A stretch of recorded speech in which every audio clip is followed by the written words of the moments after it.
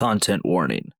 This video does talk about sexual assault. Hey, my fire starters. Welcome to the more interesting than good experiment. Rather than make my ever-increasing in length videos and leave the channel dormant in between each of them, I've decided to cover more of the movies that inspired me to make this channel in the first place. While my original plan was to have a blowout month of shorter videos every day, you guys have spoken and would rather have them weekly. So instead, at the end of each month, my patrons will decide which of that month's videos will get the full blowout treatment, like I've done with Cigarette Burns, Gretel and Hansel, House of Leaves, and The Resurrected. If you'd like to join them, go to patreon.com/JustinDHurd and pledge at least $1 a video.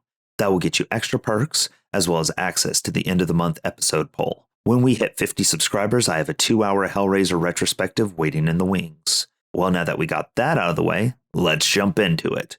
My name is Justin D. Hurd, and this is Dubious Consumption.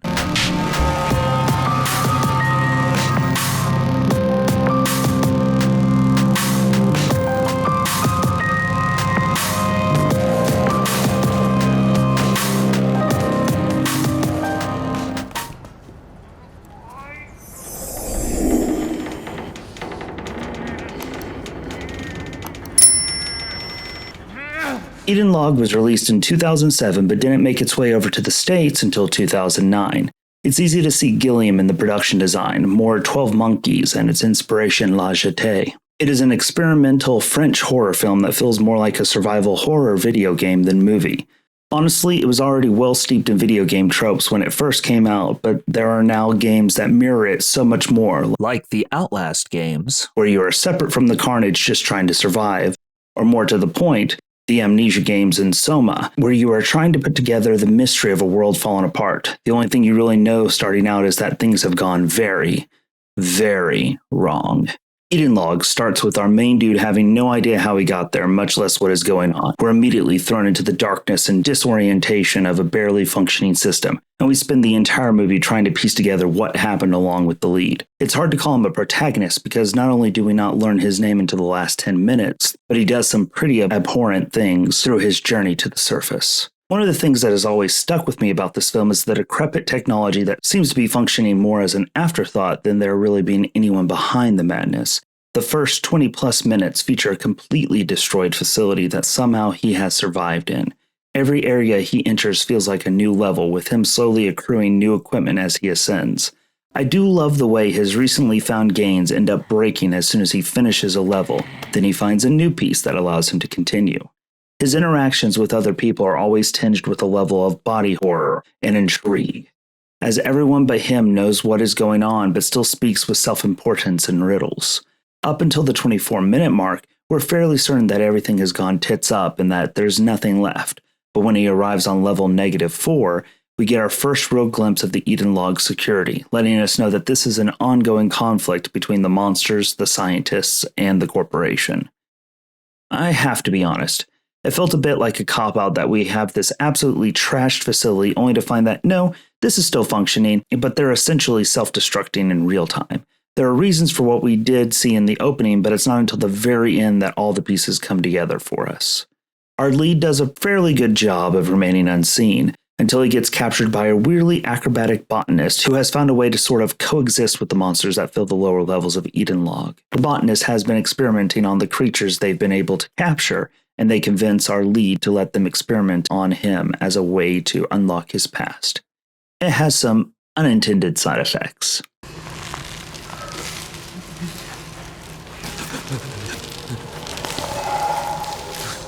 So this is where there is a big stain on the film in my opinion. Most of the interactions with other humans feel like cutscenes in a video game. Honestly, you could skip most of them and you'd have that same level of disorientation that you would get when you just don't care enough to get into a video game story. It allows the character access to a new level, but it leaves us wondering what we might have missed. There's a recurring beat where the lead hears this powerful rumbling only for him to disassociate and, apparently, give in to the monster within.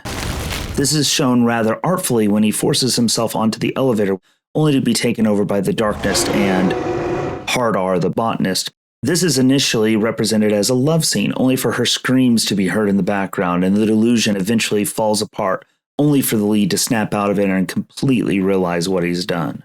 This shot of the aftermath is everything.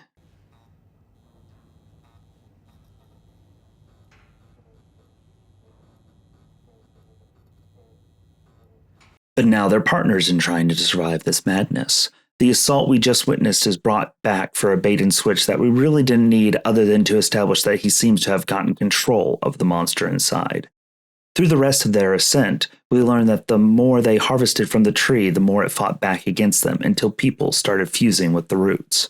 A full-out battle between security and the monsters break out, aided by our team's maneuvering through the facility. The Botanist begins to act out, realizing that our lead is an infecting agent, though we're not exactly sure why. It's never really explained, just kind of taken as fact by the end. Our lead is left alone and makes it to a security station that seems oddly forgotten despite it seemingly to be a normally used area. Through use of all the technology he's figured out how to use, he pieces together the story of what happened not only at Edenlog, but to himself. He was the lead security officer that got knocked out while investigating the lower plantation and ended up killing his second-in-command when his mutation took over. Basically, he's been avoiding everyone for no goddamn reason. We learn that Edenlog has been lying to the public. While the tree is a source of energy, they have been using the immigrant population to fuel that tree by letting it sap people caught in these cubes. A worker revolt started once they realized they were harvesting humans. The early images we saw were essentially instructions for what was going to happen to the workers, despite the fact that they thought they were going to be getting citizenship. All that's left is for Tolbiac to sacrifice what's most important to him. For everybody.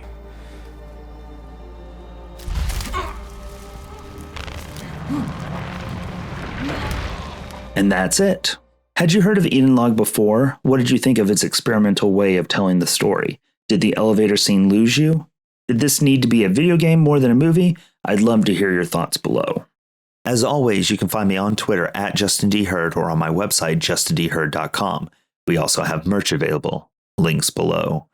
Please consider supporting us on Patreon like these fine people. Chris Marketson, Stormy OK, Bryce Cleek, and Dave Ferguson. Thanks for fueling this experiment. If you want to support the channel as well, you can do so for as little as $1 per video. You get access to the videos early, scripts, as well as commentaries for each video.